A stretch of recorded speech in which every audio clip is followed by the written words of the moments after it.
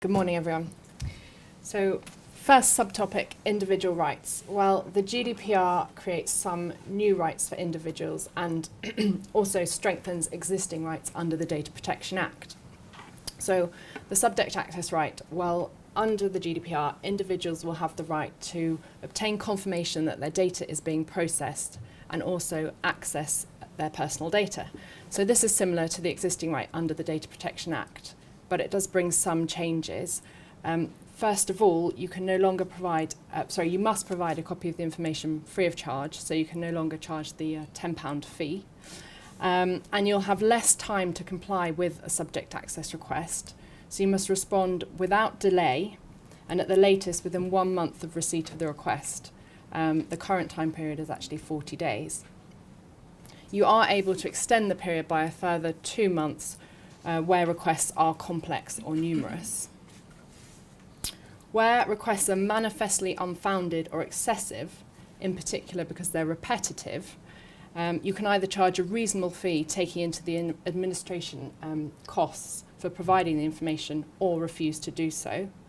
And you can also charge a reasonable fee to comply with requests for further copies of the same information, but this doesn't mean that you can then charge for all subsequent requests.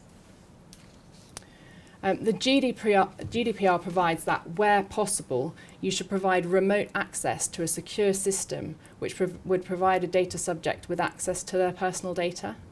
So the ICO recommends that in preparing for the GDPR, businesses conduct a cost-benefit analysis for providing data subjects with online access to their information. The right to rectification. Well, under the directive, individuals are entitled to have personal data rectified if it's inaccurate or incomplete. And the position under the GDPR is largely unchanged.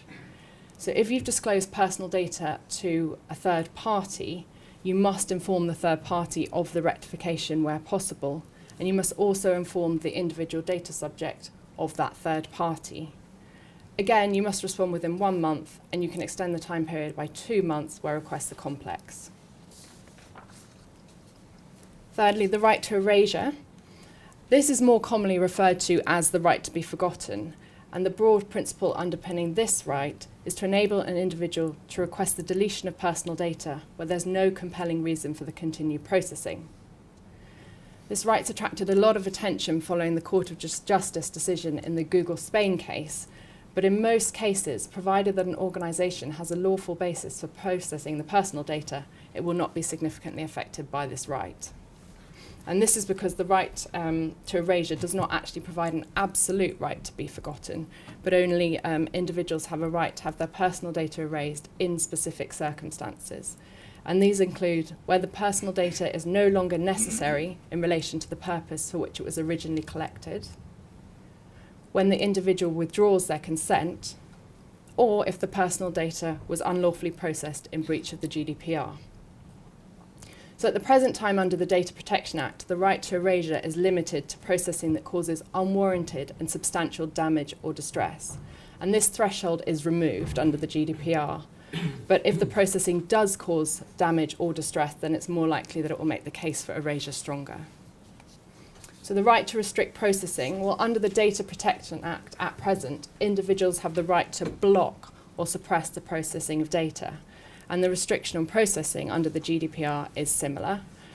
When processing is restricted, you're permitted to store the personal data, but not further process it. So you can hold just enough information about the individual to ensure that the restriction is respected going forwards. And you'll be required to restrict the processing of personal data where, for example, the individual contests the accuracy of the personal data. When processing is unlawful, but the individual opposes erasure and instead requests restriction, or where an individual has objected to the processing and you're considering whether your organisation's legitimate grounds for processing override those of the individual. The right to data portability, this is a new right, and it's closely related to but differs from the subject access right. So it allows individuals to obtain and reuse their personal data for their own purposes across different services.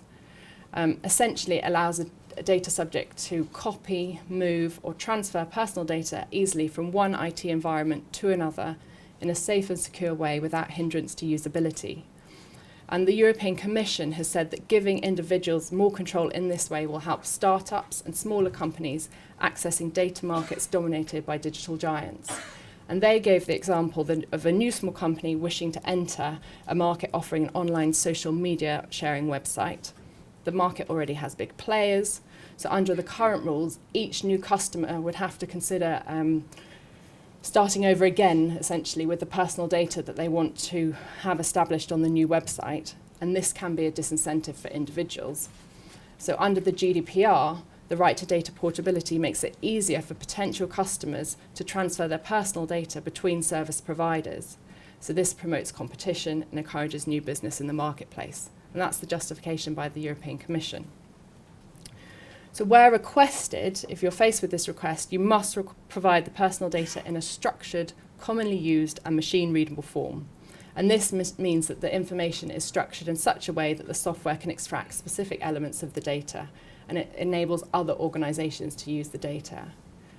And if the individual requests it, you may be required to transmit the data directly to another organisation, and this could be a competitor, if it's technically feasible to do so. But the GDPR doesn't go quite so far as to require you to adopt or maintain processing systems that are technically compatible with other organisations.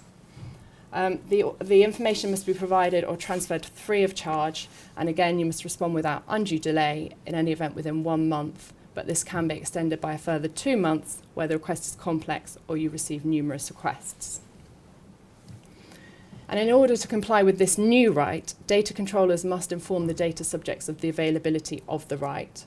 And the Article 29 Working Party that Nigel briefly referred to also issued guidance recently on this new right, and they say that data controllers should always provide information about the right before any account closure, because this enables individuals to take stock of their personal data and to easily transmit the data to their own device or to another provider before the contract is terminated. In the guidelines, the Article 29 Working Party go on to say that industry stakeholders and trade associations should work together on a common set of standards and formats to deliver the requirements of the right to data portability. But that's all we know at the moment, so watch this space. Finally, the right to object. Well, the GDPR preserves the position as it currently stands under the directive. So where personal data is processed for the purposes of direct marketing, the individual has the right to object to the processing at any time. And this right should be explicitly brought to the attention of the data subject and presented clearly and separately from any other information. And usually you'll see that right in an online privacy policy and also at the bottom of any marketing email. So you must stop processing personal data for direct marketing purposes as soon as you receive an objection. There is no exemption or grounds to refuse doing so. So overall, in terms of what you can be doing now, you should check your procedures to ensure they cover all the rights individuals will have under the GDPR, including how you would delete personal data or provide data electronically and in a commonly used format. And also review your privacy notices for customers and make any necessary changes to appropriately document the individual rights that individuals will have under the GDPR.